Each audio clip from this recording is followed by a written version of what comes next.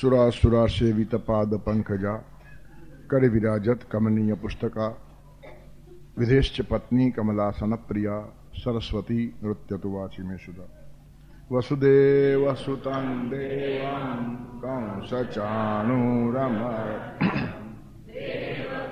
परमानंदं कृष्णं वंदे जगद्गुरुं श्री भगवान वाच ऊर्ध्वमूलमदशाखाम् आस्वत्थं प्राहुरव्ययम् छन्दांसि यस्य पर्णानि यस्तं वेद स वेदवित् प्रियमध्यात्मसंहितं यत्त्वयोक्तं वचस्तेन मोहोऽयं विगतो मम प्रयौ हि भूतानां श्रुतौ विस्तरसो मया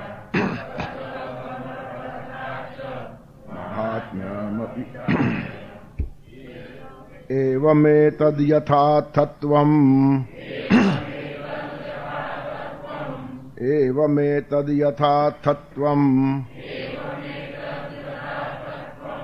आत्मानं परमेश्वर आत्मानं परमेश्वर द्रष्टुमिच्छामि ते रूपम् द्रष्टुमिच्छामि ते रूपम् ऐश्वरं पुरुषोत्तम ऐश्वरं पुरुषोत्तम मन्यसे यदि तच्छक्यम् मन्यसे यदि तच्छक्यम् मया द्रष्टुमिति प्रभो मया द्रष्टुमिति प्रभो योगेश्वर ततो मे त्वम् योगेश्वर ततो मे त्वम् दर्शयात्मानमव्ययम् दर्शयात्मानमव्ययम्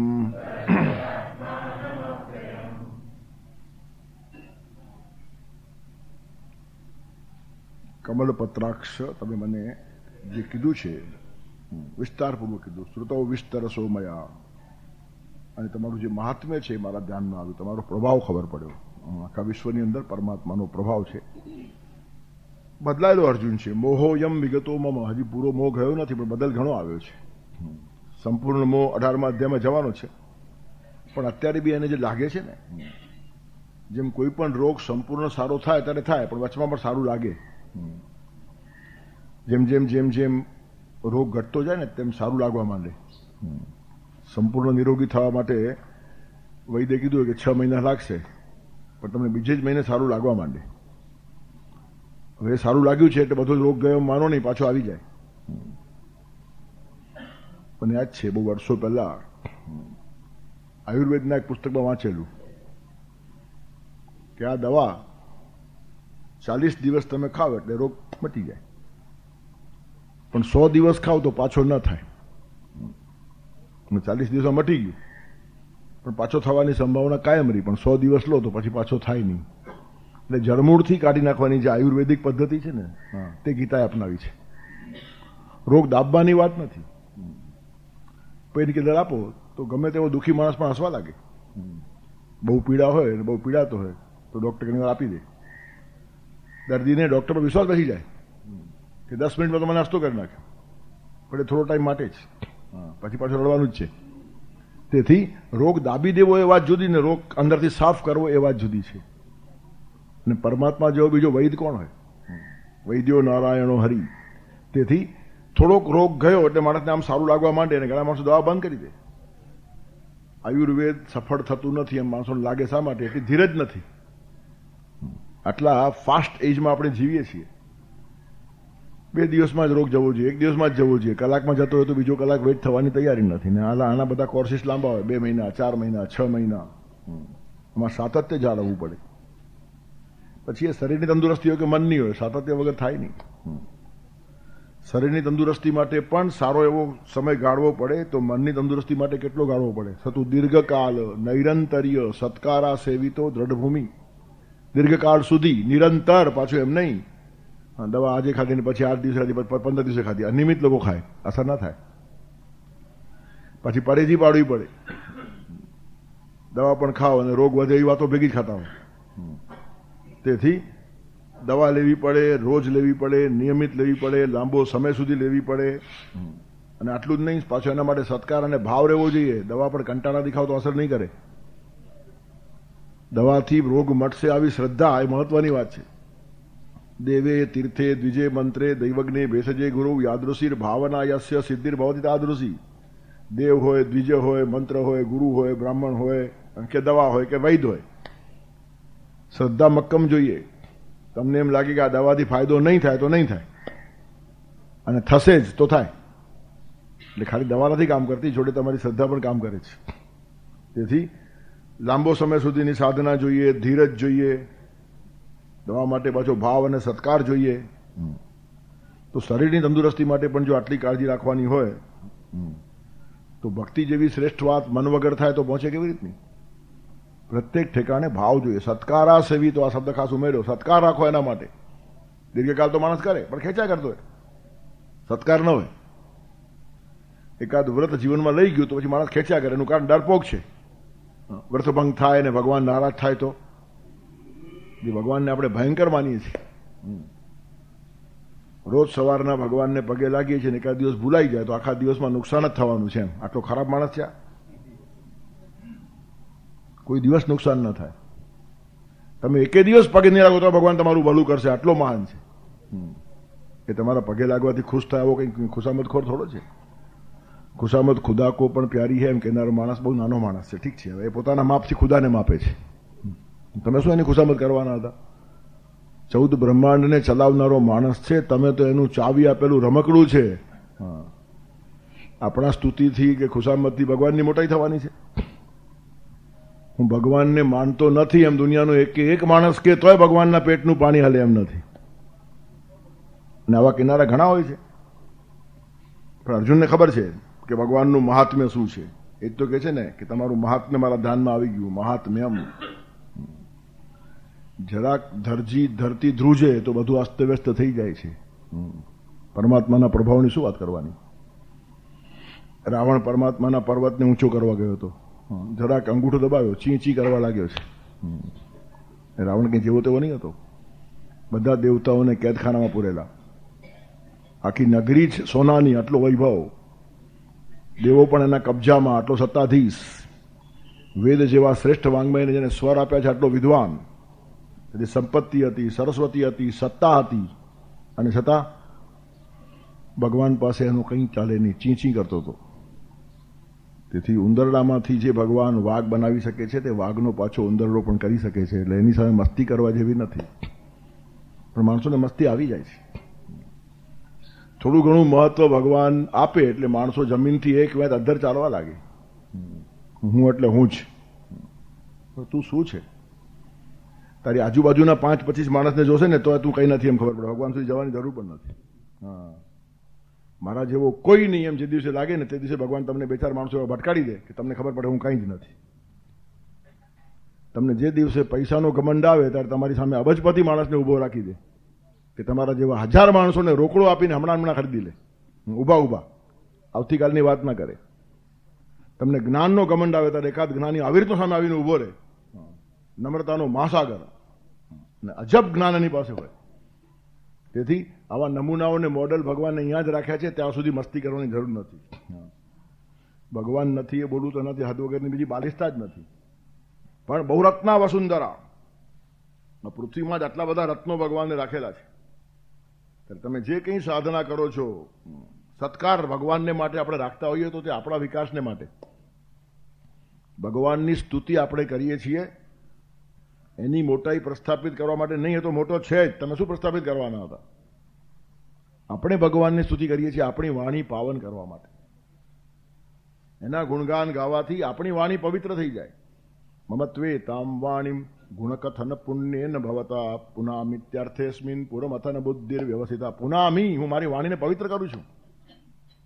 તેથી કોઈ દિવસ ભગવાનનું વર્ણન કરતા મને આવડી ગયું છે એવો ફાંકો રાખવા જેવો જ નથી.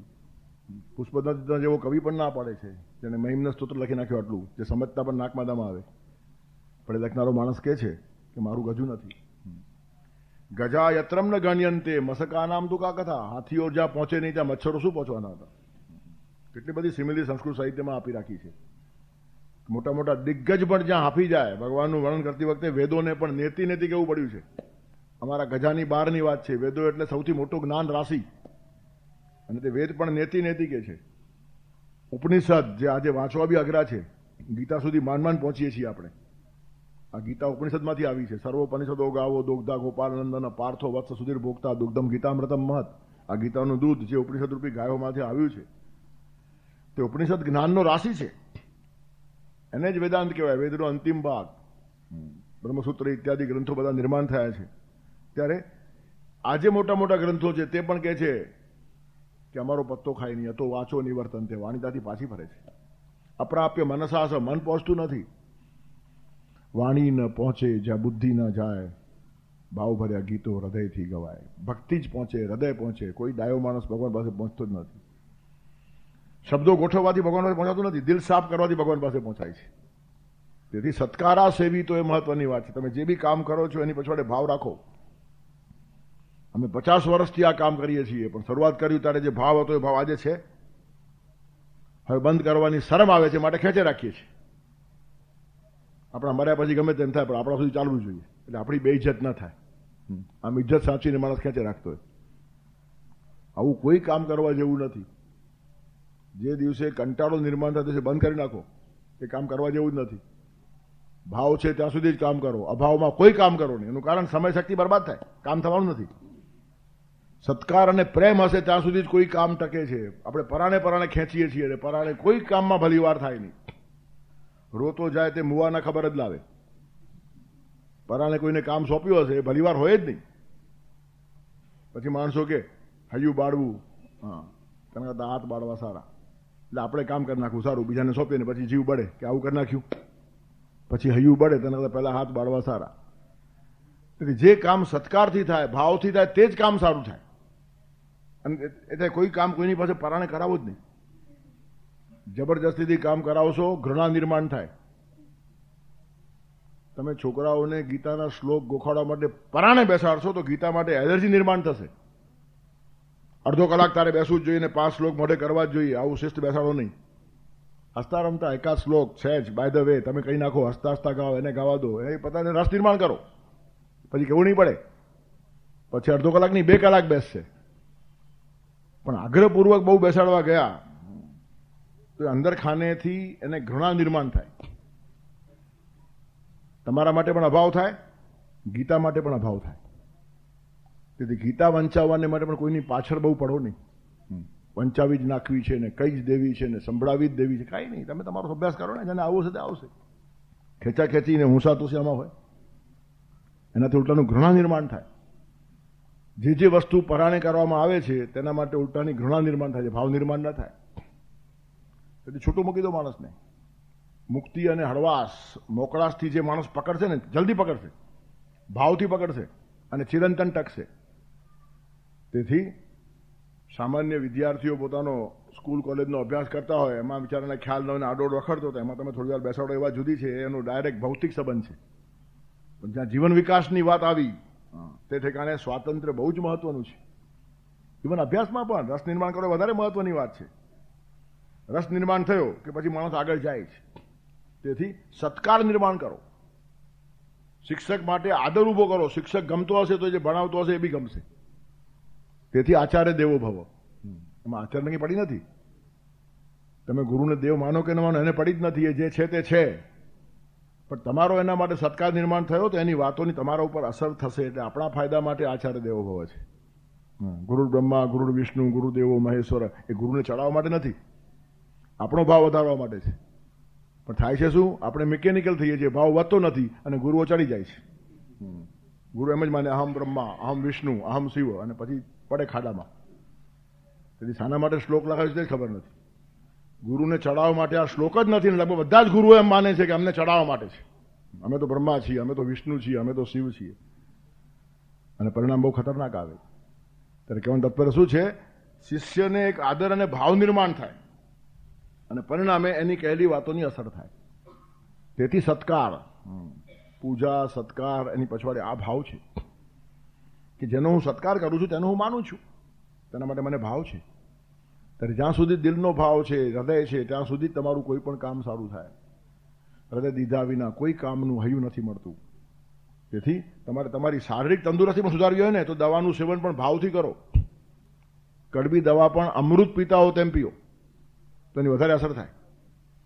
પરણે પીશો તો અસરની માત્રા ઘટી જાય. દવા અસર તો કરશે જ, કારણ કે દવામાં એક ગુણ છે, પણ એમાં ભાવ ઉમેરશો ને તો બહુ સરસ ફાયદો જોવા મળે. તેવું જ જ્ઞાનની 4 વાતો આવી જાય તો માણસ જરા હોશિયાર થઈ જાય, 4 વાક્યો બોલતા બી આવડી જાય. પણ ભાવથી વાંચ્યું હોય તો જીવન બદલાઈ જાય. તેથી જે લોકો જુદા જુદા હેતુઓથી અભ્યાસ કરે છે તેમનામાં પોથી પાંડિત્ય આવી જાય, પાંડિત્ય પ્રદર્શન કરવાની કલા પણ આવી જાય, 5-25 માણસોને કન્વિન્સ પણ કરી જાય, પણ જીવન બદલતું નથી. ત્યાં જરૂર છે ભાવની. ભાવ એ જ ભગવાન છે. ત્યારે અર્જુન ભાવપૂર્ણ છે, બહુ મહત્વની વાત છે. અહીંયા અર્જુન બદલાયો છે. મોહ જ્યારે જવાનો હોય ત્યારે જાય, પણ રોગ સારો થવા લાગ્યો છે. તેથી મોહોયમ વિગતો મમ, એ જરા અર્જુનનો ઉતાવળો અભિપ્રાય છે.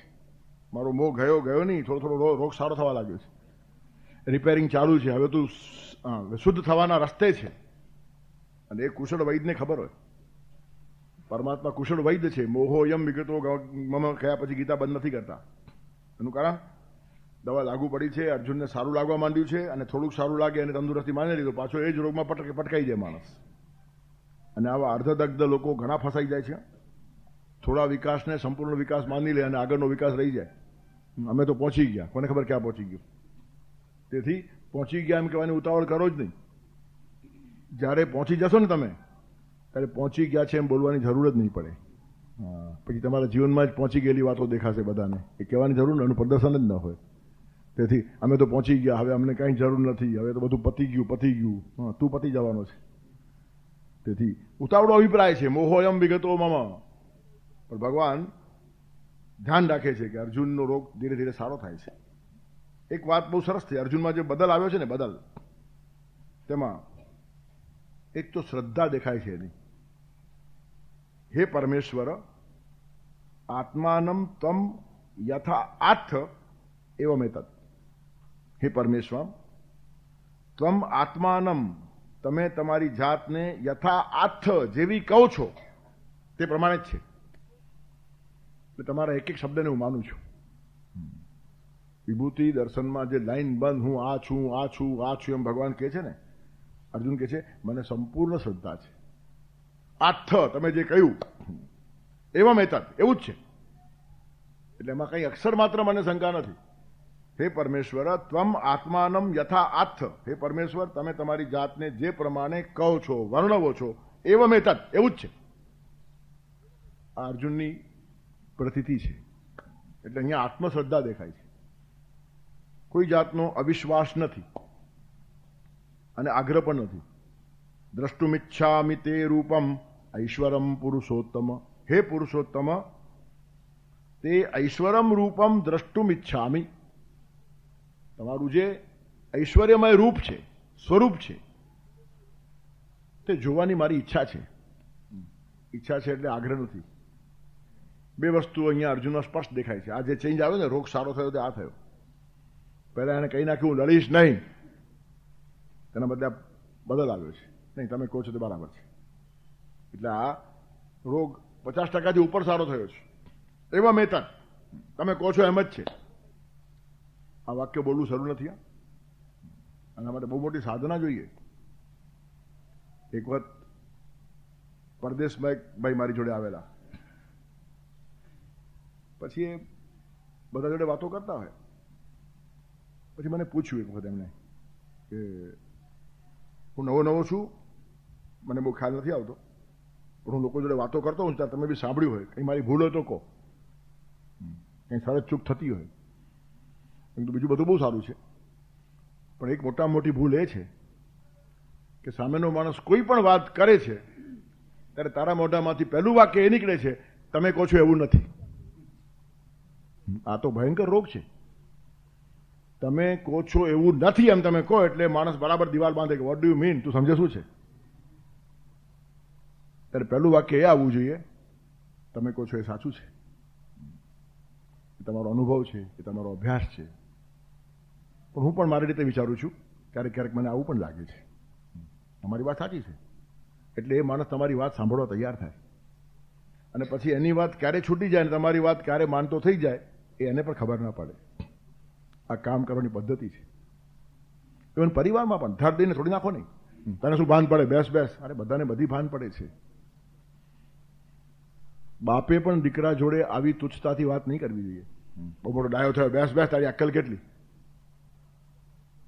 આમ કીધા પછી એ છોકરાની અક્કલ કેટલી ખબર નથી, પણ તું માનવા જેવો નથી આટલી અક્કલ દ્રઢ થશે અને નુકસાન આપણને થવાનું ભવિષ્યમાં. તેથી પુત્રમ મિત્રવદ આચરેત, પુત્ર જોડે પણ મિત્ર જેવો વર્તાવ કરો. મૈત્રી ભાવથી મોટો સંબંધ જગતમાં કોઈ નથી. ભગવાન અને ભક્ત પણ એકબીજાના મિત્રો, ગુરુ અને શિષ્ય પણ એકબીજાના મિત્ર, પતિ અને પત્ની પણ એકબીજાના મિત્ર, શેઠ અને નોકર બી એકબીજાના મિત્ર. બે સગા ભાઈ હોય તો પણ એમણે મિત્રો થવું જોઈએ, ખાલી ભાઈ રહીને નહીં ચાલે. ભાઈના સંબંધો લાંબા ટકતા નથી, મૈત્રી સંબંધો લાંબા ટકે છે. રામ, લક્ષ્મણ, ભરત અને શત્રુઘ્ન કેવળ ભાઈઓ નહોતા, મિત્રો હતા. અને મોટા મોટી વાત છે, વર્ષો પહેલા 4-5 બહેનો આવી મેં હસ્તી રમતી જો, સગી બહેનો હતી, હસ્તી રમતી, બધી આમ સરસ, ચહેરા ઉપર પણ સરસ ભાવ દેખાય. પછી મેં સહેજ પૂછ્યું કે તમારામાં આટલું ઐક્ય છે? 5 બહેનો છો પણ એક જ હોય એવું લાગે છે, 5 જેવું લાગતું જ નથી. ત્યારે એમાંની એક બેને બહુ સરસ કીધું કે we are more friends than sisters. અમે બહેનો કરતા વધારે બહેનપણીઓ છીએ. એનું કારણ, બહેનપણી પાસે જેટલું દિલ ખુલે એટલું બહેન પાસે પણ ખુલતું નથી. મિત્ર પાસે જેટલું દિલ ખુલે એટલું સગા ભાઈ પાસે પણ ખુલતું નથી. ત્યારે બાપાએ પણ મિત્ર થવાની તૈયારી રાખવી પડે. બાપ થઈને બેસો તો દીકરો માને નહીં. અને આ શાસ્ત્રનું સેન્કશન છે, ઘરની વાત નથી કરતો. લાડેત 5 વર્ષાણી 10 વર્ષાણી તાળેત પ્રાપ્તે તું 16 વર્ષે પુત્ર મિત્રવદ આચરેત. 5 વર્ષ લાલન કરો, 10 વર્ષ પાલન કરો, 15 વર્ષ બરાબર જો કર્યું હશે ને 16મે વર્ષે તમે દીકરાની સલાહ લઈ શકો આવો થશે. પુત્ર એ મિત્ર બની જાય, પછી એને ઉતારે નહીં પાડો, એનું સમાન છે. તેથી બાપને પણ દીકરાના સમાન ઉપર ઘા કરવાનો અધિકાર નથી. આટલી જાગૃતિ જ્યાં હોય ત્યાં ફાટ બધાના સમાન તોડતા જઈએ આપણે. એનો અર્થ જીવતા નથી આવડતું. આગ્રહી વ્યક્તિત્વ નિર્માણ થાય છે. હું કહું છું તે જ સાચું. તેથી પેલા ભાઈને કીધું, તું ગમે એટલી સારી વાતો કરતો હશે, પહેલું વાક્ય બહુ ખરાબ મોઢામાંથી બહાર આવે છે. તું ભલે આગળ મુરબ્બી બોલતો હશે, વડીલ બોલતો હશે, મુરબ્બી, આપ કહો છો એવું નથી. પછી મુરબ્બીનો અર્થ શું? જો મુરબ્બી હોય, વડીલ હોય, તો એની વાત સમજવાની તૈયારી તો હોવી જ જોઈએ. દરેક વખતે મેં જોયું તારા મોઢામાં પહેલું વાક્ય આવે છે, આપ કહો છો એવું નથી, આમ છે. એટલે તારી એક પણ વાત એ માણસ માને નહીં, અને પરિણામે તું આખા જીવનમાં નિષ્ફળ થવાનો છે. તેથી અહીંયા અર્જુન શું કહે છે? એવા મેં તદ, આપ કહો છો એમ જ છે. હું શા માટે કહું છું? આ પણ શીખવાનું છે. ભગવાન આપ કહો છો તેમ જ છે. પછી જે પૂછો તો પૂછો ને, 50 પ્રશ્ન કોણ ના પડે છે? પણ એક વખત એગ્રીમેન્ટ થવું જોઈએ. કબૂલાત એ મોટી ચીજ છે. તેથી બાપ પણ દીકરાને જો એમ કે બેટા તું કહે છે એ વાત સાચી છે, પણ આમ બી થઈ શકે, તું જરા વિચારી છો એના ઉપર. છોકરો વિચાર કરે અને પછી એની વાત સાચી હોય તો પાછો ફરીથી બીજી રીતે સમજાવશે કે બાપુ તમે કહો છો મને સમજાયું, પણ હું જરા ત્યાં ગયો તો ત્યાં મને આવું પણ જોવા મળ્યું, આમાંથી બી સારું થાય, તો બાપા પણ વિચાર થઈ જાય. તેથી એક કામ કરવાની પદ્ધતિ છે. ફટ દઈને આપણે ડાયા થઈને બધાને તોડવા લાગીએ ને તો એકલા પડી જઈએ, આખા દુનિયાના દુશ્મન થઈ જઈએ. અહંકારી માણસો હંમેશા એકલા હોય છે. જીવનના અંતિમ સમયે એક માણસ એની બાજુમાં ન ઉભું રહેવાનું કારણ જડતાથી બધાને તોડવાનું જ કામ કર્યું છે. રડે તો માથું ક્યાં મૂકવાનું એના માટે ખભો પણ ના મળે માણસને. આટલી ખરાબ હાલત માણસની થાય. તેથી અર્જુન કેટલો પરિપક્વ થયો છે. તમે કહો છો એવું નથી કહેતો, તમે કહો છો એવું જ છે. એવો મેથડ, હે પરમેશ્વર ત્વમ આત્માનમ યથા આત્થ, હે પરમેશ્વર તમે જેવી રીતે પોતાની જાતને વર્ણવો છો એવો મેથડ સંપૂર્ણ માનું છું, પણ દ્રષ્ટુમ ઈચ્છા, હવે જોવાની ઈચ્છા છે. આ તો માન્યતા થઈ, તમે કહો છો માની લીધું, પણ દ્રષ્ટુમ ઈચ્છામી તે રૂપમ ઐશ્વરમ પુરુષોત્તમ, હે પુરુષોત્તમ તે ઐશ્વરમ રૂપમ દ્રષ્ટુમ ઈચ્છામી, તમારું જે ઐશ્વર્યુક્ત રૂપ છે તે જોવાની ઈચ્છા છે. હવે પહેલા જ કીધું ને એવા મેથડ એટલે અવિશ્વાસ નથી, એટલે જોવું છે એટલે ખાલી કહો છો બતાવો તો ખરા, એમાં અવિશ્વાસની ગંધ આવે. તેથી પહેલું જ એવો મેથડ કહીને પાછળના વાક્યને સાફ કરી નાખ્યું છે. જોવાની ઈચ્છા છે, મારી એક ઉત્સુકતા છે, મારી જિજ્ઞાસા છે, સંશય નથી, ડાઉટ નથી, તમે કહો છો તે કબૂલ, એવા મેથડ. અને હવે જોવાનું મન થયું છે, થાય. આમાં બે અર્થ થાય છે. ઉપર જો શ્રદ્ધા ન હોય ને તો જોવું છે એનો અર્થ વિશ્વાસ નથી. હા, ખાલી બોલે છે, બતાવો તો સમજુ, પુરાવો, સબૂત લાવ, આવો ભાવ નથી. એટલા માટે આ બધું વિસ્તૃત કર્યું છે કે શ્રદ્ધા પરફેક્ટ છે એવો મેથડ એમ પહેલા કહી નાખ્યું છે. અને હવે જોવું છે ને એ ઉત્સુકતા છે, કુતૂહલ છે, જિજ્ઞાસા છે. કોઈ પણ બાળકને સારું સારું જોવાનું મન થાય ત્યારે ભગવાન તમારી પાસે હું બાળક જેવો છું. એ તમારું જે ઐશ્વર્યમય રૂપ તમે જે આટલું લાંબુ લાંબુ લાંબુ વર્ણન કર્યું 10મા અધ્યાયમાં, તેની થોડીક ઝલક જોઈ છે. તારું અસ્તિત્વ ચિહ્ન જોવાની હૃદય એક ઝંખના છે. અહીંયા ઝંખના છે, અવિશ્વાસ નથી, જિજ્ઞાસા છે, કુતૂહલ છે. તેથી આગ્રહ અને અવિશ્વાસ બે કાઢી નાખ્યા પછી જિજ્ઞાસાને જીવતી રાખવી આ વિકાસની નિશાની છે. કાં તો આગ્રહ હોય એટલે કે અવિશ્વાસ હોય. આગ્રહી માણસ જિજ્ઞાસુ હોતો જ નથી, બધું જ જાણું છું, મારે કંઈ જાણવું જ નથી, આગ્રહ જ છે, પોતાનો અહંકાર છે. અને અવિશ્વાસુ માણસ વિશ્વાસ જ મૂકતો નથી તો જિજ્ઞાસાને જવાબ શું આપવાનો? જાણવાની જિજ્ઞાસા, જ્ઞાતુમ ઈચ્છા એથી જિજ્ઞાસા. અહીંયા બે મહત્વની વાતો છે. અર્જુને અહંકારને આગ્રહ છોડ્યો છે અને અવિશ્વાસ રાખ્યો નથી, અને પછી જે કહે છે તે પ્રેમથી કહે છે, દ્રષ્ટુમ ઈચ્છામિ તે રૂપમ ઐશ્વરમ પરમેશ્વર, હે પરમેશ્વર તમારું ઐશ્વર્યમય રૂપ મારે જોવું છે. હવે આટલી જ્યારે અર્જુન વિનંતી કરતો હોય પછી જે લોકો એમ કહેતા હોય ટીકાની અંદર કે 10મા અધ્યાય સુધી ભગવાન ફાવ્યા નહીં, મુદ્દાઓ ખલાસ થયા એટલે પછી વિશ્વરૂપ દેખાડીને અર્જુનને ડરાવ્યો. મુદ્દા ખલાસ થાય એટલે માણસ મુક્કા શરૂ કરે ને. મુદ્દા ખલાસ થયા પછી મુક્કાબાજી કેમ થાય? આપણને ઘરમાં જ રોજ જોવા મળે છે. તેથી આવું થયું છે અહીંયા. મુદ્દા ખલાસ થયા એટલે મુક્કા ઉગામવા લાગે, પાકિસ્તાની હદ થાય. મુક્કાથી કોઈ વાત સાબિત ન થાય. મારે તો એક બહુ દ્રઢ ધારણા થઈ છે કે બહુ રાડારાડ કરે એ માણસ ખોટો છે. સત્યને મોટા અવાજની જરૂર જ નથી. સત્ય શાંતિથી બોલતો હોય, સાંભળે જ છૂટકો છે. તમને નહીં, તમારા બાપને સાંભળવું પડે. આજે તો 5 વર્ષ પછી માર ખાઈને ઠેકાણે આવશે. વાળ્યા ન વળે તે હાર્યા વળે. ત્યારે સત્યને ઉછળકૂદ કરવાની જરૂર નથી, ને ઉછળકૂદ કરનારા માણસો સાચા હોતા જ નથી. જીવનના અનુભવમાંથી કેટલાક સૂત્રો આવે ને, મોટેથી બોલે એ માણસ ખોટો, એનું કારણ આવા સેંકડો માણસો મેં જોયા છે.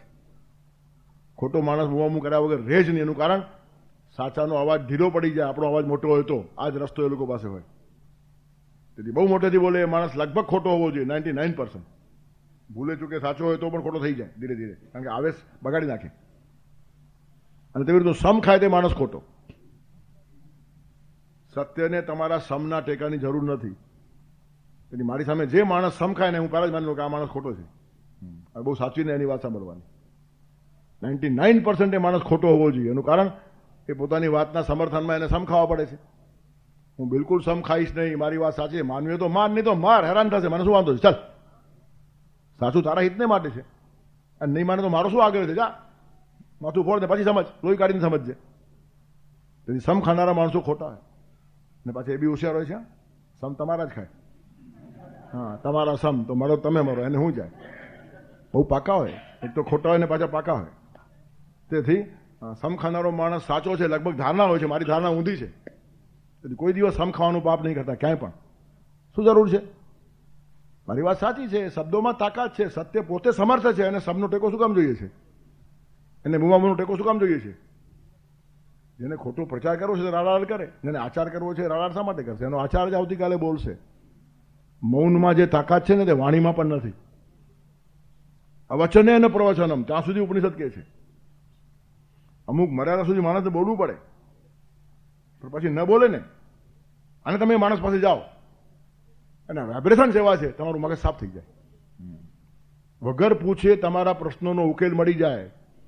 જેમ જેમ જેમ જેમ તમારું ને એનું અંતર ઘટતું જાય ને તેમ તમારા મગજમાં પ્રકાશ પડતો જાય અને મગજમાં જે સવાલ છે ને એ સવાલ પોતે ફેરવાઈ જાય અને જવાબનું રૂપ લઈ લે. એ સવાલનું રૂપાંતર થઈ જાય, વેશાંતર થઈ જાય અને સવાલ જ જવાબ બની જાય અને અક્ષર બોલ્યા વગર આ પરમોચ્ચ સિદ્ધિ છે. તેથી અવચને ને પ્રવચનમ, જેને વાણીની તાકાત બી ખબર છે ને મૌનની તાકાત બી ખબર છે, જેની વાણીમાં શાંતિ છે અને જેના મૌનમાં જીવનનો સંદેશ છે, એ જીવનની પરમોચ્ચ અવસ્થા છે. આપણી વાણીમાં ઘોંઘાટ હોય છે અને આપણું મૌન બહુ ખંધું હોય છે, પણ જેની વાણીમાં શાંતિ છે, બોલે એટલે શાંતિ મળે, ઘોંઘાટ ના થાય અને મૌન રાખે ને ત્યારે જીવનના અનેક સંદેશાઓ આપી દે. તેથી એનું મૌન પણ પવિત્ર, એની વાણી પણ પવિત્ર. એ શ્રેષ્ઠ પુરુષ કહેવાય. અને ભગવાન પાસે આ જ પ્રાર્થના હોવી જોઈએ કે હો ગંગાની પાવનતા વાણીમાં મારી. ભગવાન બોલવા લાગુ ને તો ગંગાની પાવનતા આવવી જોઈએ વાણીની અંદર. ગટર મોઢામાંથી નીકળે જ નહીં. ગટર નીકળે દુર્ગંધ આવે. ગંગામાં જ પાવિત્ર છે. તેથી હો ગંગાની પાવનતા વાણીમાં મારી, જીવનમાં અહીં ગીતા તણું આચરણ હો. ગીતાનું ભાષણ નહીં, આચરણ. તેથી વાણીમાં ગંગાનું અવતરણ, જીવનમાં ગીતાનું આચરણ અને કપાળ ઉપર મા ગાયત્રીનું તેજ. તેથી વાણીમાં ગંગાની પાવનતા મારી, જીવનમાં અહીં ગીતા તણું આચરણ હો. લસો તેજ ગાયત્રી કેરું લલાટે, અને પ્રભુને મળું ત્યાં નકો આવરણ હો. ખુલ્લા દિલથી માણસ ભગવાનને મળી શકે, હિંમતથી ઉભો રહી શકે, નહીં તો ભગવાનથી આંખ ચોરવી પડે. ખોટું કામ કર્યા પછી ઈશ્વર સામે ઉભા રહેવું અઘરું છે. ગમે એટલો રીઢો માણસ હશે, ગમે એટલો નફટ માણસ હશે, પણ ભગવાન સામે ઝૂકી જવું પડે, શરમાઈ જવું પડે. એનું કારણ જેવું જીવવાની પરમાત્માએ અપેક્ષા રાખી છે તેવું જીવવામાં હું નિષ્ફળ ગયો છું. પ્રભુ તે મોકલ્યો મુજને જગતમાં માનવી રૂપે, હતી આશા તને ન્યારી કે ફરીશું દેવના રૂપે. બન્યો હું દેવ કે ના તે નથી મુજને ખબર મારી, કર્યો પુરુષાર્થ છે મેં તો ધરી શ્રદ્ધા ઉરે તારી. શ્રદ્ધા ધારીને તારા માર્ગે આવવાનો પ્રયત્ન કર્યો છે. દેવ થયો કે ખબર નથી, પણ માણસ મટી ગયો નથી. માણસ થઈને આવ્યા છે તો માણસ થઈને જઈએ ને તો પણ જીવનની મોટી સિદ્ધિ છે, સાફલ્ય છે. તેથી શ્રદ્ધા જબરજસ્ત છે અર્જુન પાસે. એવમ એતત, આ શ્રદ્ધાથી માણસ જીવવો જોઈએ. અને શ્રદ્ધા કાયમ રાખ્યા પછીનું કુતૂહલ છે આ. ભગવાનના કહેવા ઉપર અવિશ્વાસ નથી. તેથી દ્રષ્ટુમ ઇચ્છામી, એમાં જિજ્ઞાસા છે, પણ એ પુરાવા તરીકે નહીં. નહીં તો બતાવો, દેખાડ, ખબર પડે, પુરાવા લાવો, સાબિતી લાવો. આ ભાવ નથી. હવે એ જો ધ્યાનમાં નહીં આવે ને તો બધું ગડબડ થઈ જાય. ગીતા સમજાય જ નહીં. અર્જુન પણ જો પુરાવો માગે છે, દેખાડ તો માનું. આવું નથી. બાલિશતા છે. મુદ્દા ખલાસ થાય ને ભગવાને મુક્કા દેખાડે ને અર્જુન પણ પુરાવા માગે છે. આપણે આપણા લેવલથી માપીએ બે જણાને. દ્રષ્ટુમ, દેખાડ તો ખબર પડે, એવું નથી. સહજ જિજ્ઞાસા છે, કુતૂહલ છે. તમે આટલા મહાન છો, જોવાનું મન ના થાય? તમારા માટે અવિશ્વાસ બિલકુલ નથી. એવમેતદ યથાર્થ. એવમેતદ શબ્દ બહુ મહત્વનો છે. આમ સાવ નકામો લાગે. અતિ મહત્વનો શબ્દ આ છે. એવમેતદ યથાત્વમ આર્થ. તમે જેવું કહો છો એવમેતદ, એવું જ છે, કબૂલ, બિલકુલ ડાઉટ નથી. આત્માનમ, હે પરમેશ્વર, ત્વમ યથાર્થ, તમે પોતાની જાતને જેવી વર્ણવી છે એવમેતદ, મને પૂર્ણ વિશ્વાસ છે. પણ હવે જોવાની ઈચ્છા છે. હવે અર્જુન જોવાની ઈચ્છા વ્યક્ત કરે અને પછી ભગવાન દેખાડે તો મુદ્દા ખલાસ થાય અને મુકાની વાત ક્યાં આવી? ભગવાને ડરાવવાને માટે રૂપ દેખાડ્યું જ નથી. અર્જુને માગણી કરી છે કે મને આ રૂપ જોવું છે. હવે એક માણસ માગે અને પછી તમે દેખાડો, એમાં મૂકો ક્યાં આવ્યો? તમે ડરાવવાની વાત ક્યાં આવી? તેથી સામાન્ય ગીતાના સીધા સીધા સરળ અર્થો પણ આપણે કરતા નથી ને આડા અવડા ગૂંચવાઈ જઈએ છીએ. એનું કારણ આપણે આ જ રીતે જીવ્યા છીએ. મુક્કાબાજી કરવાની આપણને ટેવ છે. જ્યારે જ્યારે મુદ્દા ખલાસ થાય ત્યારે ધમાધમ કરી નાખીએ આપણે. હંમેશા એક નિયમ છે. તમે જો કોઈ પણ મિટિંગમાં ખોટા માણસો હો કરે, એનું કારણ સાચી વાત દબાઈ જાય. સાચા માણસને એકલો પાડી નાખો અને બહુ ગોકીરો કરો, ઠીક છે, ગોકીરો કરનાર થાકી જાય. સાચો માણસ થાકતો નથી. निर्बल से लड़ाई बलवान की, ये कहानी है दिए की और तूफान की. તૂફાન ગમે એટલો આવે, હા, પણ દીવાની જ્યોત બુઝાતી નથી જો એ સતની જ્યોત હોય તો. તેથી જેના દીપકને બુઝાવી નાખવાની વાવાઝોડામાં પણ હિંમત નથી, એ શ્રદ્ધાવાન માણસ કહેવાય. વાવાઝોડાની વચ્ચે પણ પોતાના જીવન દીપથી ભગવાનની આરતી જે માણસ ઉતારી શકે છે તે ભગવાનનું વિશ્વરૂપ જોવાનો અધિકારી છે. તેથી આટલું અર્જુને સ્વાસ્થ્ય પોતાના જીવનમાં જાળવ્યું છે. અનેક સંકટોમાંથી અર્જુન પસાર થયો છે. 12 વર્ષ વનવાસમાં કાઢવાના ખાવાના ખેલ છે, બોલવું સહેલું છે. આપણે 1 મિનિટમાં કહી નાખીએ 12 વર્ષ વનવાસ, અરે પણ 12 વર્ષ કાઢો તો ખરા. 12 દિવસમાં નાકમાં દમ આવે. થોડી સગવડો 10-12 દિવસ ન મળે તો માણસો ઊંચા નીચા થઈ જાય છે. ત્યાં ગયા હતા પણ સગવડ મળી નહીં. હવે દિવસ કેટલા 4 હતા ખાલી, તો કઈ સગવડ 12 વર્ષ હતી આ લોકોને? ઝાડ નીચે સુવાનું ને ગમે તે ઝરણાઓના પાણી પીવાના, ફળ ફૂલ કંદમૂળ ખાઈને ગમે તેમ રહેવાનું. 1 દિવસની સિક્યોરિટી નહીં, સલામતી ત્યાં હતી જ નહીં. સાહસિકતાથી જીવ્યા અને છતાં કોઈ દિવસ કૃષ્ણને ગાળ આપવાની ભૂલથી પણ ભૂલ નથી કરી. કૃષ્ણ જેવો અમારો સાથીદાર, અમારી આ હાલત છે. અને કૃષ્ણ કમજોર નહીં હતા, આમ તો ભગવાન છે જ, પણ આમ પણ દ્વારકાધીશ હતા. તે વખતે અર્જુનને મોટા મોટા મહેલો બાંધી આપવાના કંઈ ભગવાન માટે અઘરું નહીં હતું. પણ અર્જુન આમાંથી પસાર થવો જ જોઈએ. આ એક પ્રક્રિયા છે જીવનની. અને તે વખતે અર્જુન સ્વસ્થ રહ્યો છે. તે શ્રદ્ધા જેને ગુમાવી નથી. ગાંડીવના ટંકાર ઉપર ત્રિભુવનને ધ્રુજાવનારા માણસ જ્યારે વિરાટ રાજાની ત્યાં ગુપ્તવેશમાં રહ્યો છે ને, ત્યારે ઉત્તરાને સંગીત અને નૃત્ય કલા શીખવવાને માટે તબલાના તાલ ઉપર આ માણસ નાચ્યો છે. ત્રિભુવનને નચાવનાર માણસને તબલાના તાલ પર નાચવું પડે, એના કરતાં બીજું અવમૂલ્યન કયું હોય? પણ આટલું અવમૂલ્યન થયા પછી પણ એવમ એતદ યથાર્થત્વમ, ભગવાનને માટે કોઈ ડાઉટ નહીં. દ્રૌપદી એટલી મોટી સામ્રાજ્ઞી હતી.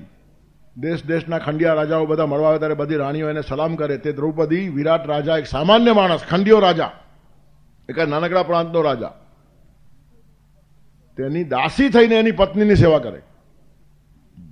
હજારો રાણીઓ જેને સલામ કરે, તે દ્રૌપદીએ દાસી થઈને કોકના ઘરમાં રહેવું પડે આખું વર્ષ સુધી. છતાં કૃષ્ણ માટે એક અવિશ્વાસનો શબ્દ નહીં. તેથી પાંડવો આ કસોટીમાંથી પાર ઉતર્યા છે. શ્રદ્ધાની જ્યોત જલતી રાખી છે. અને એ ભાવ અહીંયા પ્રગટ થાય છે. ભગવાન તમે કહો છો એમ જ છે, એવમ એતદ યથાર્થમ, કોઈ ડાઉટ નથી. એટલે અહીંયા મુદ્દાબાજી મુક્કાબાજીનો કોઈ સવાલ નથી. એ જે લોકો કહેતા હશે એ લોકોએ તો ગીતા હજી કદાચ 7 જન્મ લાગશે વાંચતી વખતે. કોઈ મુક્કાબાજીની અહીંયા વાત નથી. દ્રષ્ટુમ ઈચ્છામિ, ભગવાન જોવાની ઈચ્છા છે. અને પાછું એટલું કે છે આમ નહીં, મન્યસે યદિ તત્ શક્યમ, તમને શક્ય લાગતું હોય તો મારી ઈચ્છા છે માટે પૂરી કરવી જોઈએ એમ નહીં. હું દેખાડવા જેવો છું એમ તમે માનતા હો તો જ દેખાડજો, નહીં તો નહીં દેખાડતા. ભલે હજી વાર હોય તો હું તૈયાર છું વેઇટ થવા માટે. જો કેટલી મોટી વાત છે.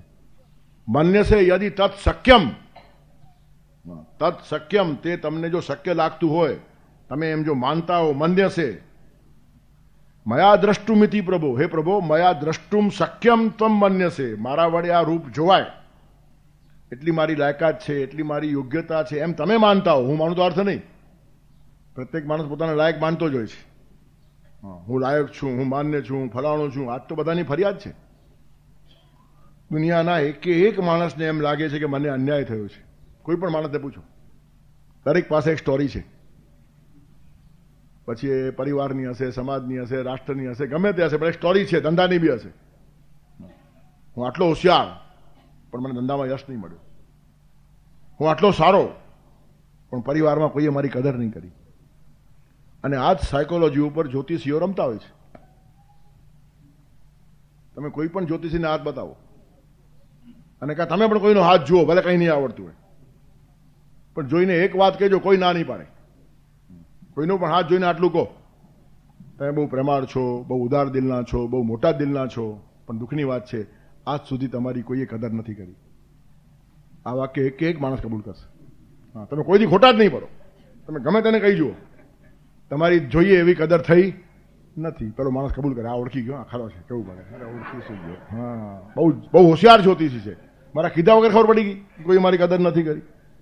અરે પણ બધાને એમ લાગે જ છે અંદરથી, મારી પરિવારમાં જોઈએ એવી કદર થઈ નથી, મારી ચાલમાં જોઈએ એવી કદર થઈ નથી, મારી ગલીમાં કંઈ કિંમત થઈ નથી, મારી ગામમાં કંઈ કિંમત થઈ નથી, મને કોઈ રાજકારણમાં પૂછતું નથી, ધંધામાં હંમેશા હું માર ખાયા કરું છું, મારી પાસે આટલું બધું છે પણ લોકો મને ઓળખતા નથી. એકવાર એક તથાકથિત બહુ મોટા વક્તાએ મને કીધેલું, આટલું મારી પાસે જ્ઞાન છે પણ ખબર નહીં, લોકોને કંઈ કદર નથી, કિંમત નથી, લોકો મને ઓળખતા નથી, તેથી મને બોલાવતા નથી. પછી મને નથી ઓળખી ગયા છે માટે બોલાવતા નથી. હા, ઓળખતા નથી માટે બોલાવતા નથી એમ ન માનતું ભાઈ. હા, બધાની અંદર પરમાત્મા છે. પણ સાધના, તપશ્ચર્યા, વેઇટ થવાની તૈયારી. You must know how to wait. તમારી પાસે જે છે તેને વધારે પરિપક્વ થવા દો. એની કદર ભગવાન કરશે ને ભગવાન કરશે એટલે આખી દુનિયા કરશે, પણ ભગવાન પહેલા પરિપક્વ થવા દે છે. ઉતાવળે કદર કરતા જ નથી. ઉતાવળ કદર સમાજ કરે, ભગવાન ન કરે. ભગવાનને વાર લાગે, પણ એકવાર ભગવાન કદર કરે ને પછી પતી ગઈ વાત. હા, ઈશ્વરથી મોટો સમર્થક કોણ છે? પણ ઈશ્વરનું સમર્થન જલ્દી મળતું નથી. અને તે વેઇટ થવાની તૈયારી. આટલું બધું પસાર કર્યા પછી અર્જુનની તૈયારી જો કેવી છે. મને સે યદિ તત્ શક્યમ, તમને હું યોગ્ય લાગતો હું તો હા, હું તો યોગ્ય પોતાની જાતને માનતો એની કોઈ કિંમત નથી. આજ શીખવા જેવું છે અર્જુન પાસેથી. ગીતા એટલા માટે વાંચવાની છે, નહીં તો આ શ્લોકો બધા આમને આમ જાય પારાયણ, પતી ગયું. કોને ખબર શું કીધું અર્જુને. આપણા ડે ટુ ડે લાઈફમાં આપણે કેમ જીવવાનું છે આ શીખવાડે છે. હું તો પાત્ર છું, હું તો યોગ્ય જ છું, મને નહીં બતાવો તો કોને બતાવશો. હા, તમારા માટે મેં કેટલું કામ કર્યું છે, તમારા માટે હું કેટલો ઘસાયો છું. આવી કોઈ ભાષા નથી. ઈચ્છા છે, અવિશ્વાસ બિલકુલ નથી, આગ્રહ બિલકુલ નથી. તેથી અવિશ્વાસ નથી, આગ્રહ નથી, મધુર ઈચ્છા છે તે પૂરી કરો એવો પણ આગ્રહ નથી. મન સે યદિ તત્ શક્યમ મયા દ્રષ્ટુમિતિ પ્રભુ, મારા વડે જોવાને માટે હે પ્રભુ તમને એમ લાગતું હોય કે હું યોગ્ય છું, લાયક છું, તો જ બતાવજો. યોગેશ્વર તતો મે ત્વમ દર્શે આત્માનમ અવ્યયમ. આત્માનમ અવ્યયમ, તમારું જે અવ્યય રૂપ છે, જે વ્યય પામે નહીં, અવિનાશી એવું રૂપ છે, તે દર્શય. તતો એટલે યોગ્ય લાગતો હું તો, તતો એટલે પછી. મારી યોગ્યતા તમને ખબર પડે, મને ખબર પડે નહીં. અને ખરી વાત છે, આપણી ખરી યોગ્યતા પરમાત્માને જ ખબર પડે. આપણે આપણી જાતને ઓળખી શકવામાં નિષ્ફળ છીએ તે જ દિવસે આપણે આપણી જાતને ઓળખશું જ્યારે પરમાત્મા આપણને આપણી ઓળખાણ કરાવશે. તારી દિવ્ય કૃપા વિણ તારી સુરત ના પમાય. પરમાત્માની સુરત પામવી એ ઈશ સાક્ષાત્કાર અને પોતાની જાતને ઓળખવી આત્મ સાક્ષાત્કાર, બંનેમાં પરમાત્માની કૃપા જરૂરી છે. ઈશ્વરની કૃપા વગર ઈશ્વર ઓળખાતો નથી, અને ઈશ્વરની કૃપા વગર આપણે પણ આપણી જાતને સમજાતા નથી. હું મને અજાણ્યો લાગુ, મારી ઓળખ સૌથી માગું. ઘોર ઊંઘમાં સૂતો તો એ કહેતો સૌને જાગું, હું મને અજાણ્યો લાગુ. આપણે પોતે પોતાનાથી અજાણ છીએ, અને એટલે જ જલ્દી આપણે પોતાની જાતને પાત્ર માની લઈએ છીએ, યોગ્ય માની લઈએ છીએ, મહાન માની લઈએ છીએ, અને બીજા આપણને ઓળખતા નથી. એની ફરિયાદ શરૂ થઈ જાય છે. મૂળમાં તો આપણે જ આપણી જાતને ઓળખ્યા નથી. જે દિવસે માણસ પોતાની જાતને ઓળખી જાય છે તે દિવસે જગત વિરુદ્ધ એની કોઈ ફરિયાદ રહેતી નથી. અને કાં તો જે માણસને પરમાત્માનો પરિચય થઈ જાય છે તેને ફરિયાદ રહેતી નથી. ફરિયાદ જવાના બે રસ્તા, કાં ઈશ સાક્ષાત્કાર અને કાં આત્મ સાક્ષાત્કાર. જ્ઞાનીઓને આત્મ સાક્ષાત્કાર થાય છે એટલે જ્ઞાનીઓ ફરિયાદ કરતા નથી, અને ભક્તોને પ્રભુ સાક્ષાત્કાર થાય છે તેથી એ લોકો ફરિયાદ કરતા નથી. ઠેવી લે અનંતે તૈસે ચરાવે, ચિત્તી અસોધ્ય આવે, સમાધાન, એમ તુકારામ કહી નાખે. એનું કારણ ભગવાન સાથે પરિચય છે. રામ રાખે તેમ રહીએ, ઉદ્ધવજી રામ રાખે તેમ રહીએ, એમ મીરાબાઈ કહી નાખે. ફરિયાદ છે જ નહીં. એનું કારણ ઈશ સાક્ષાત્કાર થયો, પરમાત્મા જોડેનું મિલન થયું, પછી ફરિયાદ ગઈ. જ્યાં સુધી ફરિયાદ છે ત્યાં સુધી પરમાત્માની ઝલક મળી નથી અને જાતનો પરિચય થયો નથી. તેથી આત્મ સાક્ષાત્કાર અને ઈશ સાક્ષાત્કાર બે વસ્તુઓ છે. તે માણસને ફરિયાદ વિમુખ કરી નાખે, પછી એ માણસ ફરિયાદ કરતો જ નથી. ત્યારે પોતાની જાત માટે વધારે પડતું જે એસ્ટિમેશન છે તે અજ્ઞાનમાંથી આવે છે, કાં તો ભાવશૂન્યમાંથી આવે છે. ભાવશૂન્ય માણસો આગ્રહી હોય છે, અને આગ્રહી માણસો બધાના ભાવ તોડી નાખે છે. તેથી આગ્રહ અને અહંકાર જવો જોઈએ, અવિશ્વાસ જવો જોઈએ. અહીંયા અર્જુનની ભૂમિકા સમજવા જેવી છે. આવતીકાલે આપણને પણ જો ઈશ સાક્ષાત્કાર થવાનો હોય કે આત્મ સાક્ષાત્કાર થવાનો હોય તો આ બધા જ પ્રોસેસમાંથી જવું પડશે. આપણી પાત્રતા છે, આપણી યોગ્યતા છે, લાયકાત છે, આવું માનો જ નહીં. ભગવાનની કૃપા ત્યાં જોઈએ છે. એનો અર્થ લાયકાત નહીં કરવાની, એમની આ બી લાયકાત છે. ભગવાન ઉપર અવિશ્વાસ ન થાય આટલી શ્રદ્ધા ઊભી કરવી એ લાયકાત જ છે. પણ એ લાયકાત આવ્યા પછી પણ મન્ય સે યદિ તત્ શક્યમ, તમને શક્ય લાગતું હોય તો દ્રષ્ટુમ ઈચ્છામી, ઈચ્છા છે ખરી, પણ એવો મેં તો યથા થતો વિશ્વાસ છે, અવિશ્વાસ નથી. સંશય આત્મા વિનશ્યતિ, જેટલો સંશય આવે એટલો માણસ ખલાસ થાય. તેથી આગ્રહ અને અહંકાર બી માણસને ખલાસ કરે અને શંકા બી માણસને ખલાસ કરે. તેથી ખરો જિજ્ઞાસુ કોણ છે? જે આગ્રહી નથી અને જે ખોટા સંશય કરતો નથી. પ્રેમથી જેની જાણવાની ઈચ્છા છે, જાણવાની ઈચ્છા ચોક્કસ છે, પણ કેનાર ઉપર ડાઉટ નથી. એ કહેશે તે સાચું હશે, કારણ કે કેનાર પ્રતિભા મોટી છે, સામે સાક્ષાત કૃષ્ણ ઊભા છે. અને એક કાળે વ્યાસપીઠ માટે આવી ધારણા હતી, એટલે વ્યાસપીઠ પાસે લોકો આવતા ને એ વિશ્વાસથી આવતા હતા. કોઈ દિવસ ભૂલે ચૂકે પણ અહીંથી ખોટી વાત નહીં આવે. એટલે કેટલી મોટી જવાબદારી છે. જ્યારે બધા જ માણસો તમારું માનતા હોય ત્યારે ખોટી વાત ન કહેવાય જાય એની કેટલી સભાનતા રાખવી પડે. હજારો માણસોના જીવન ખોરંભે ચડી જાય જો ખોટી વાત કહેવાય જાય તો. તેથી સરસ્વતી નૃત્ય તું વાંચી મેં સદા, હે માં સરસ્વતી તું જીભનો કંટ્રોલ કર. ઓછું બોલાય તો વાંધો નહીં, ખોટું નહીં બોલાવવું જોઈએ. એનું કારણ બેઠેલો એક એક માણસ વિશ્વાસ કરે છે એવો મેં તો યથાર્થમ, તમે કહો છો એમ છે. તેથી આપણી વાતોને શાસ્ત્રોનું સમર્થન છે કે નહીં? આપણી વાતો જોડે ઋષિમુનિઓ સંમત છે કે નહીં? આપણી વાતો અનુભવના એના ઉપરથી પસાર થયેલી છે કે નહીં? એ બધું માપી તોલીને બોલાય, બકવાસ કરાય નહીં. આ પ્લેટફોર્મ નથી, વ્યાસપીઠ છે. તેથી વ્યાસપીઠનું ગૌરવ છે. ભગવાન જે ગીતા કહે છે ને એ વ્યાસપીઠ કરતાં પણ મોટી ગરિમા છે. વેદવ્યાસે વ્યાસપીઠ ઊભી કરી છે તેમ કૃષ્ણ ભગવાને બી આ એક ચિરંતન ધારા ઊભી કરી છે. કુરુક્ષેત્રના મેદાનમાં પણ વ્યાસપીઠ ઊભી થઈ શક્યા. It is man that matters, not material. તમે ક્યાં બોલો છો એ મહત્વ ઘટી જાય, પછી કોણ બોલો છો એ મહત્વ આવી જાય. એક કાળે સ્થાનનો મહિમા હોય, યોગ ધારણા કરતી વખતે સ્થાનનો મહિમા હોય, પણ પછી સહજાવસ્થા આવે. તમારે ધ્યાન કરવા માટે ચોક્કસ જગાએ બેસવું જોઈએ, ચોક્કસ ઓરડીમાં બેસવું જોઈએ, ચોક્કસ સમયે બેસવું જોઈએ, ચોક્કસ મૂર્તિ તમારા નજર સામે લાવવી જોઈએ. પણ પછી એક એવી અવસ્થા આવે, એકવાર તમારે એકાંત શોધવું પડે અને પછી બજારની વચ્ચે પણ તમે એકલા થઈ શકો. ખોઈ જાય માણસ, આસપાસની દુનિયા ભૂલાઈ જાય.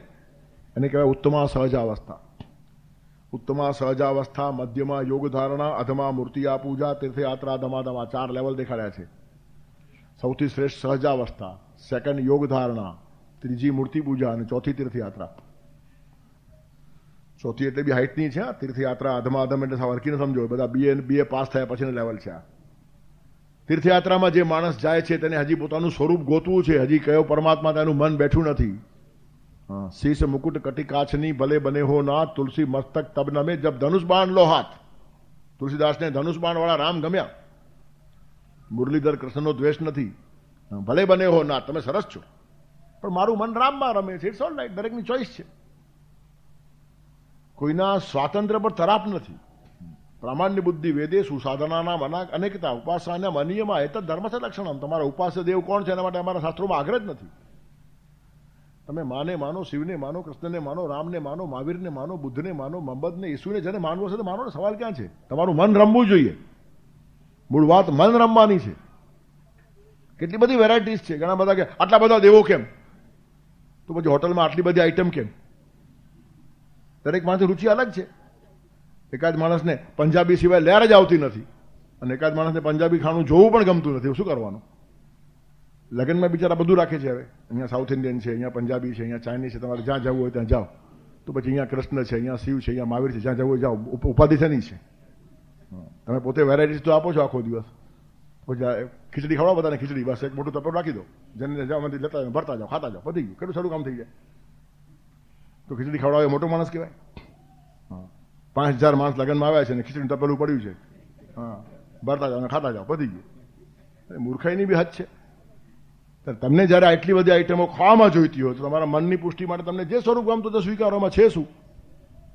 પણ એક વસ્તુ તમે ખાઓ છો ત્યારે બીજીની ઘૃણા નહીં, એને ભાવે છે તો એ ખાસ, એમાં છે શું? આટલી વ્યાપકતા છે. ઉપાસ્યાના મનીયમાં એ તો ધર્મ છે લક્ષણમ. તેથી ખોટા ખોટા આગ્રહો, ખોટી ખોટી જડતાઓ એમાંથી માણસ બહાર આવવો જોઈએ. તેથી કોઈ પણ રૂપમાં મન રમે તો તીર્થયાત્રા શા માટે છે? બધી વેરાયટીઝ જોવાની, બધી આઈટમ જોવાની, પછી એકાદ આઈટમ સિલેક્ટ કરી લેવાની. ચાલો આપણું મન આમાં રમ્યું. કોઈને મુરલીધર કૃષ્ણ ગમે, બીજી વાત જ નહીં. ખલાસ. કૃષ્ણે તક્ષરયો રયમ મધુરિમોદગારમ ક્વચિલ લક્ષિત. કૃષ્ણ બોલ્યા પછી જે મારા રોમાંચ ખડા થાય છે ને બીજા થતા નથી. It's all right, carry on. કોઈને રામમાં મન રમી જાય, કોઈને માં ગાયત્રીના ખોળામાં જ આરામ મળતો હોય તો એ ત્યાં બેસે પ્રેમથી. એમાં શું છે? જગદંબા છે, દુર્ગામાં છે. કોઈને શિવનું સ્વરૂપ ગમે, કેવા જ્ઞાની છે, કૈલાસ પર બેઠા છે, બસ ખલાસ. ધાનસ્થ અવસ્થા આ જ ખરી કહેવાય. કોઈને બુદ્ધની આંખોમાંથી કરુણા છલકાતી દેખાય, કોઈને મહાવીરની અહિંસાની શાંત મૂર્તિ બહુ સરસ લાગે. કોઈ છળ છે જ નહીં આપણે ત્યાં, બધાને છૂટ છે. ત્યારે તીર્થયાત્રાનો અર્થ છે એક સાચું સ્વરૂપ તમને ખબર પડી જાય પછી તમે લઈ લો અને પછી તમે એનાથી એક વસ્તુ સ્થિર કરી. એટલે હવે તમે જરાક એક સ્ટેપ ઉપર આવ્યા, હવે મૂર્તિ પૂજા ઉપર આવ્યા. હવે તમારી એક મૂર્તિ સ્થિર થઈ ગઈ. પણ એ મૂર્તિ તમે રાત દિવસ જોયા કરો, પણ જ્યારે ધ્યાનમાં બેસો ને ત્યારે આંખ બંધ કરવાની. ત્યારે મૂર્તિ સામે નહીં જોવાનું. ત્રાટક છે, એમાં તો નુકસાન બી થાય. હઠયોગની પ્રક્રિયા છે. ના આવડતો તો ગાંડો થઈ જાય માણસ. તેથી એ મૂર્તિ માનસ પટ પર ઊભી કરવાની, આંખ બંધ કરો એટલે અંદર એ મૂર્તિ ઊભી થઈ જાય, પણ એ મૂર્તિ સ્થિર થાય નહીં, વાર લાગે. એના માટે પ્રયત્ન કરવો જરૂરી છે. 5-10 મિનિટ 15 મિનિટ સુધી મૂર્તિ હલે નહીં, આવી સ્થિર જ્યારે તમારા માનસમાં ઊભી થઈ જાય પછી એકાદ દિવસ ભગવાનની કૃપા થાય અને ભગવાન પોતે અદૃશ્ય થઈ જાય. અને તે વખતે બીજો વિચાર ઘૂસે નહીં. બીજો વિચાર ઘૂસ્યો તો તમારી સાધનામાં અધુરાશ છે. મૂર્તિ ગઈ ને બીજો વિચાર ઘૂસી ગયો, ત્યારે બીજો વિચાર ના આવે એટલા માટે તો આપણે મૂર્તિ પર સ્થિર થઈએ છીએ. તેથી વિચાર કાઢી નાખવાને માટે કંઈક અવલંબન આપવું જોઈએ, તો આપણે મૂર્તિનું આપ્યું. અને પછી એક વખત અવસ્થા એવી આવે કે તમે નહીં, ભગવાન જ પોતે અલોપ થઈ જાય, મૂર્તિ ચાલી જાય, તે વખતે બીજો વિચાર ના આવે, તે વખતે તમને જે અનુભૂતિ થાય ને આત્મ સાક્ષાત્કાર છે. તેથી એ મૂર્તિ પૂજાની એક અવસ્થા છે. પછી યોગ ધારણા. યોગ ધારણામાં તમને શું છે? ચોક્કસ સ્થાન જોઈએ. અમુક સ્થાને જ થાય, અમુક સમયે જ થાય. 4 વાગે ધ્યાનમાં બેસો, તમે જલ્દી ધ્યાન 4 વાગે લાગે. તમારું પોતાનું જે આસન છે ત્યાં જ બેસો, તમારા ઘરનો જે ખૂણો નક્કી કરો ત્યાં જ બેસો. એ બધી યોગની અવસ્થાઓ છે. અને એના કરતાં ઉપરની એક અવસ્થા છે, અને તે છે સહજાવસ્થા. પછી એ માણસને બજારમાં પણ ધ્યાન લાગે. રામતીર્થને આ લોકો આવી રીતના હતા, રામકૃષ્ણ પરમહંસ. ઓચિંતા આંખ બંધ કરે તો ભગવાન જોડે તલ્લીન થઈ જાય, આજુબાજુ દુનિયા આખી ખોવાઈ જાય. તેથી બહુ જ મોટી અવસ્થા. ઉત્તમા સહજાવસ્થા, મધ્યમાં યોગ ધારણા, અધમા મૂર્તિયા પૂજા, તીર્થયાત્રા ધમા ધમા. તેથી એ સહજાવસ્થા આવે ત્યાં સુધીની બધી સાધનાઓ છે, પણ ત્યાં સુધી અવિશ્વાસ નહીં, આગ્રહ નહીં, અહંકાર નહીં, શુદ્ધ જિજ્ઞાસા અને સત્કાર ટકાવીને આ કામ કરવાની તૈયારી. તેથી દ્રષ્ટુમિચ્છામી, મારી જોવાની ઈચ્છા છે, પણ મન્ય છે અદિત સતત શક્યમ, તમને લાગતું હોય તો મારી જોવાની ઈચ્છા છે માટે પૂરી ન કરો. દીકરો બાપ પાસે આગ્રહ પકડે, મારી આ ઈચ્છા છે, અને બાપ ન કરી આપે, દીકરો ત્રાગુ પણ કર્યા, પણ એનો અર્થ નહીં. એકવાર ટ્રેનમાં આવું થયેલું, દીકરો માગે ને બાપ લઈ આપે, દીકરો માગે ને બાપ લઈ આપે. પછી બાપ કંટાળ્યો, પેલો કે લઈ આપો નહીં તો, લઈ આપો નહીં તો, મારી બાપ લઈ આપે. તે સાંભળવાને એમ થયું કે આ દીકરો ક્યારનો પજવે છે શું? પછી રેવાયું નહીં, પૂછ્યું એને કે આ દીકરો તમને ક્યારનો હેરાન કરે છે, તમારે નથી લઈ આપવું પણ લઈ આપવું પડે છે, અને આ દીકરો તમને દબાવે છે, નહીં તો એવું છે શું? તો કે એની ઉંમર 12 વર્ષ કરતાં મોટી છે અને મેં ટિકિટ કઢાવી છે અડધી. તે મારો બેટો મને કહે છે આ લઈ આપો ને, તો ટીસીને કહું છું